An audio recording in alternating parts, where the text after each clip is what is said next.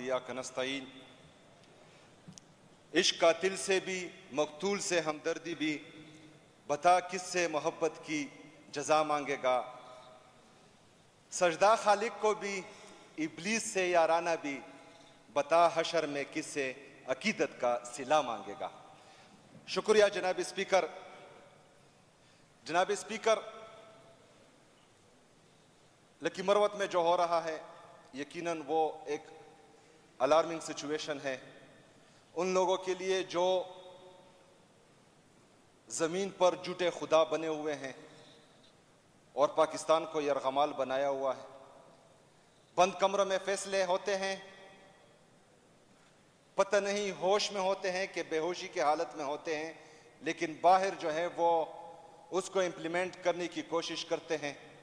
ये नहीं सोचते कि इससे मुल्क को क्या फ़ायदा होगा, कौम को क्या फ़ायदा होगा, लेकिन सिर्फ और सिर्फ अपने फ़ायदे के लिए सोचा जाता है और देखा जाता है। जनाब स्पीकर, कल का जो वाक़या हुआ,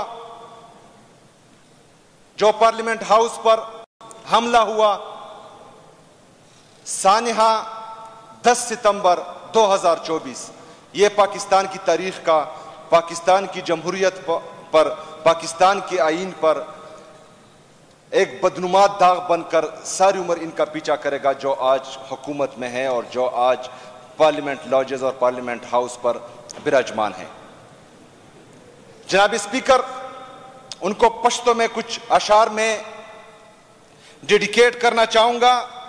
ची पुख्तनो स्तरगो के कला रोब राशि, अखियार के बाला सड़ी तोब राशि, तणे तणे बदी गिरवान विने चे द पुख्तनख्वा ज़ल्मी पले वन तोब राशि। इंशाअल्लाह ताला वो वक्त इमरान खान की क़यादत में, इमरान खान की सरपरस्ती में,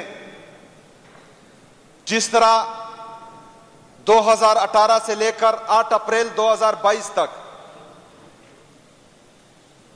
इमरान खान की सरपरस्ती में पाकिस्तान उभर रहा था, चाहे वो माशी तौर पर हो या सोशल तौर पर हो या जो है खुद मुख्तारी के तौर पर हो,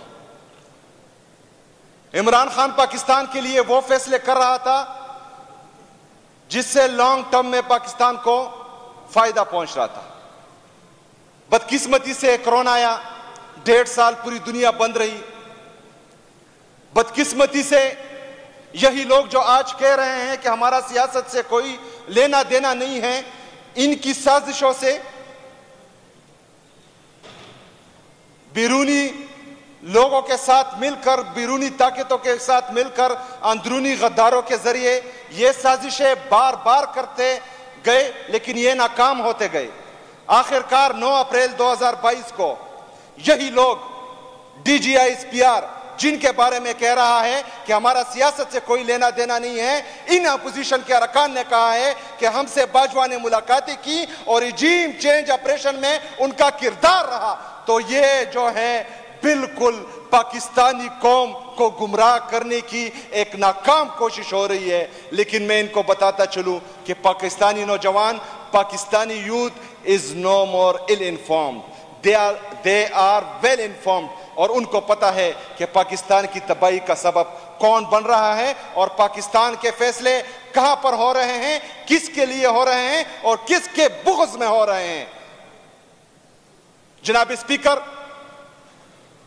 यहां पर जो आज के दौरे हुकूमत है और इस हुकूमत को लाने वाले, इनसे अगर आप पूछो कि इकॉनमी की क्या पोजीशन है, बोलते हैं 9 मई।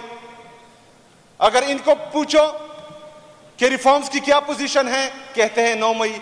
GDP ग्रोथ का पूछो, कहते हैं 9 मई।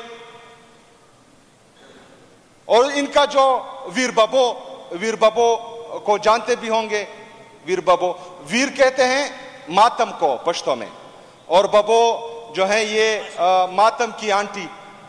वो आ जाता है DGISPR साहब, वो जो है वो प्रेस कॉन्फ्रेंस कर लेते हैं कि 9 मई को जुल्म हुआ। तो एक गांव में एक वीर बबो रहती थी जो हर मैयत पर जाती थी और वहां भरपूर मातम करती थी। वहां एक गांव का मलक साहब था, उसका बेटा मर गया। तो उसने मातम के लिए इस वीर बबो को बुला दिया कि मेरा बेटा मरा हुआ है, आप काइंडली जो है आ जाए और मातम करें। जब वीर बबो अपने साथ टीम लेके, जो उसका मीडिया हाउस था, वो वहां पर उस मैयत पर गई, लेकिन मलक साहब ने ये पहले जो है 10,000 रुपए लेते थे, मलक साहब इनको 50,000 रुपए देने पर राजी हुआ कि आप लोगों ने ठीक ठाक जो है मातम करना है। इन्होंने कहा ठीक है, भले भले हो गए। जब वीर बाबू गई, उसने मैयत को देखा तो मलक साहब का बेटा जो था वो वेस्ट इंडीज का बबलू था। ना उसका चेहरा देखने लायक, ना उसकी आंखें देखने लायक, इतने बड़े बड़े होंठ और ये दुबला पतला सा जो है पड़ा हुआ था। अच्छा, उसकी मीडिया टीम उस मैयत को देखे कि इसकी कौन सी जगह पर हम रोए। वीर बाबू ने उसका कहा कि इसका चेहरा देखो कितना प्यारा है, कोई नहीं रोया। लेकिन उसमें जो है एक ईमानदार खातून थी जो बहुत रो रही थी और अभी तक जो है वो टीवी पर बैठकर रो रही है। वो खुल के रोई। जब कोई नहीं रो रहा था तो वीर बाबू ने जो है मलक साहब को कहा कि भाईजान, ये अपने पैसे वापस ले लो, यहां पर जो है कोई नहीं रो रहा, ये एक रो रही है, इसको हम पैसे दे देते हैं। जब वो जो रो रही थी वो उससे वीर बाबू ने पूछा कि हमें तो रोना नहीं आ रहा था, तुम क्यों रो रही थी? उसने कहा मैं इस वजह से नहीं रो रही थी कि मैयत पर मुझे अपनी पैसों की फिक्र थी कि अगर मैं ना रोई तो पैसे चले जाएंगे। तो जनाब स्पीकर, वीर बाबू उस मैयत को दफना ही दें, क्योंकि बार बार पाकिस्तान तहरीक इंसाफ ये डिमांड कर चुकी है, बार बार ये डिमांड कर चुकी है कि उसकी जुडिशियल इंक्वायरी हो, उसमें जो जो बंदा मुलविस है उसको सजा दी जाए, सीसीटीवी फुटेज मंजर आम पर लाए जाए। लेकिन कोई जो है उस पर कान नहीं धर रहा। लेकिन 9 मई सिर्फ नहीं, 9 मई से पहले जिसने हमारे लीडर को कॉलर से पकड़ा था और उसको नारवा और नाहक घसीट रहे थे, उसको भी जो है इंशाअल्लाह ताला हम कानून के दायरे में लाएंगे, उसको भी भरपूर सजा होगी। सिर्फ 9 मई नहीं, जिस बंदे ने ये हुक्म दिया था कि 13 और 14 मार्च को जमान पार्क पर मेरे लीडर के घर पर हमला करे, उसको भी कानून के कटहरे में लाया जाएगा और उसको भी सजा दी जाएगी। फिर जनाब स्पीकर, 9 मई का नुकसान सबसे ज्यादा हमें हुआ। हमने शोहदा पेश किए इस कौम की खातिर, इस मुल्क की खातिर। हम इमरान खान से क्या चाहते हैं? इमरान खान हमारा कौन है? हम तो आए नहीं थे इस पार्लिमानी सियासत के लिए, हम आए थे इनकिलाब के लिए, तब्दीली के लिए, इस निजाम को बदलने के लिए। लेकिन अगर इमरान खान के पास हम थे, इमरान खान के साथ हम हैं और इमरान खान के साथ हम रहेंगे, तो हमें पता है कि पाकिस्तानी सियासत में इमरान खान जैसा सादिक और अमीन कोई नहीं है। तो इंशाअल्लाह ताला तब भी थे, अब भी हैं और रहेंगे इंशाअल्लाह ताला। जनाब speaker, economy reforms, foreign reserves, current deficit, foreign deficit, circular debt, इन सब का पूछो। 9 मई 9 मई 9 मई अगर पूछे तो डंडे बरसते हैं, जेलों में डाला जाता है, हक बोल नहीं सकते। अगर आप लोगों ने हमारा मुकाबला करना है तो डंडों से नहीं, अगर आपने हमारा मुकाबला करना है तो बंदूकों से नहीं। नर्क के बच्चे बनो और इकोनॉमी में हमारा मुकाबला करो, मईशत में हमारा मुकाबला करो, रिफॉर्म्स में हमारा मुकाबला करो, पाकिस्तानी अवाम को शऊर देने में हमारा मुकाबला करो। इनको सियासत का क्या पता है, जिन्होंने सारी उम्र जो है A for America, B for bribe, C for corruption, D for dollar, ये एबीसीडी तो इन्होंने पढ़ी हुई है। इनको तो इल्म ही नहीं है कि सियासत है किस चीज का नाम। हमें सिखा देते हैं कि तुम लोग ये है, वो तुम लोग वो। ये लोग जो हैं वो इमरान खान को मिटाने में लगे हुए हैं। इमरान खान जेल से क्लियर कट मैसेज दे रहा है। जनाब स्पीकर साहब, इमरान खान जेल से बोल रहा है अगर मुझे जेल में कुछ हुआ तो इसका जिम्मेदार DGISI और चीफ ऑफ आर्मी स्टाफ होंगे। यह कोई छोटी बात नहीं है। पाकिस्तान की सबसे मकबूल तरीन सियासी जमात का, सबसे ज्यादा सीटें लेने वाली जमात का वो बानी है, साबका वजीर आजम है, अगर वो ये कह रहा है तो इस पर जो है कौम को सीरियस होना चाहिए, इस पर इदारों को सीरियस एक्शन लेना चाहिए। हमारे साथ बार बार जुल्म हुआ। कहते हैं सियासत में हमारा कोई काम नहीं है। अगर सियासत में काम नहीं है तो 9 मई की प्लानिंग किसने की? रिजीम चेंज ऑपरेशन की प्लानिंग किसने की? जजेस कह रहे हैं कि ये हमारे अदालतों में मुदाखलत कर रहे हैं, जजेस लेटर कर रहे हैं कि ये मुदाखलत कर रहे हैं हमारे फैसलों में।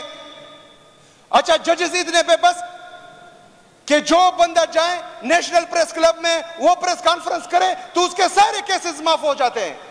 जो इमरान खान के साथ खड़ा है वो सजाएं भुगत रहा है। ये कहां का इंसाफ, ये कहां का कानून है? कौन करवा रहा है? अगर जजेस बेबस हैं तो वो सिर्फ ऊपर ये जो इलीट क्लास तबका बैठा हुआ है, जिनके बाहर मुल्कों में जजीरे हैं, सिर्फ वही लोग जो हैं उनको धमका सकते हैं, डरा सकते हैं, और उनको डरा भी रहे हैं, धमका भी रहे हैं। अगर जजेस लेटर कर रहे हैं तो हमारी क्या हैसियत है? आम शहरी की क्या हैसियत है? हम GHQ नहीं जा सकते, हम कोर कमांडर हाउस नहीं जा सकते, तो इनकी जुर्रत कैसे हुई कि ये पार्लियामेंट हाउस जाते हैं और जमहूरियत पर शबे खून मारते हैं? यहां पर हमें लेक्चर दिए जाते हैं। हमें लेक्चर ना दो, अपनी लीडरशिप से पूछो कि वो वहां गए कैसे, उन्होंने हाथ कैसे डाला। अगर दोबारा ऐसा करते हैं तो इनके हाथ काट देंगे। जिन्होंने ऐसा किया, जो मुलविस हैं इसमें, उनको सरेआम टी चौक में फांसी दे, ताकि फिर आइंदा नस्लों तक ये सजा वो याद रखे और कोई भी जो है इस पार्लियामेंट हाउस में या पार्लियामेंट हाउस की तरफ मिली आंख से ना देखे। जनाब स्पीकर, आखिर में जो लोग इमरान खान को माइनस करना चाह रहे हैं उनको मैं साफ पैगाम देना चाहता हूं। मैं उनको बताना चाहता हूं कि इमरान खान शख्सियत नहीं है। इमरान खान एक सोच है, एक नजरिया है जो हमारे दिलों में कर चुका है। मेरे जज्बात से वाकिफ है मेरा कलम। मैं इश्क लिखता हूं और वो इमरान खान लिखता है। हमें इमरान खान से इश्क है, हमें इमरान खान से जुनून की हद तक इश्क है। और ये सिर्फ हमें नहीं, 25 करोड़ अवाम के मैक्सिमम लोगों को जो है इमरान खान से इश्क है, 80-90%। अगर किसी ने भी इमरान खान की तरफ मेरी आंख से देखा, या आज जो वो बड़े मुंह वाला है, उसका किसन उम्मीद है, फैसल वावड़ा सर, वो सेनेट में जो है हमारे लीडर के खिलाफ बातें कर रहा था, सीएम साहब के खिलाफ बातें कर रहा था, और हमें पता है कि वो किसका पिट्टू है, किसकी बोलती बोलता है। उसकी इतनी औकात नहीं है कि वो 2 बंदे इकट्ठे कर सके, उसकी इतनी औकात नहीं है कि वो इलेक्शन लड़ सके, इलेक्शन जीत सकते, लेकिन किसी ने उसको जो है सेनेटर बना दिया। 2 टकी की औकात नहीं है, वो हमारे बारे में बोलता है। हम ये बताना चाहते हैं कि लोग तंग हैं बेरोजगारी से, महंगाई से। कोई महंगाई से खुदकुशी कर रहा है तो कोई बिजली का बिल नहीं दे सकता, उसकी वजह से खुदकुशी कर रहा है। मर तो वे वैसे भी रहे हैं, लेकिन वो सिर्फ इंतजार कर रहे हैं, वो सिर्फ इमरान खान के इशारे का इंतजार कर रहे हैं, वो सिर्फ इमरान खान की चुटकी का इंतजार कर रहे हैं। और जिस दिन इमरान खान ने चुटकी दी तो बांग्लादेश तो छोड़ें, आप पूरी दुनिया की इनकिलाब भूल जाएंगे और अवाम का समंदर आप पाकिस्तान की रोडों पर देखेंगे और फिर किसी को सर छुपाने की जगह नहीं मिलेगी। बहुत शुक्रिया, बहुत मेहरबानी। वमा अलैना इल्लल बलाग।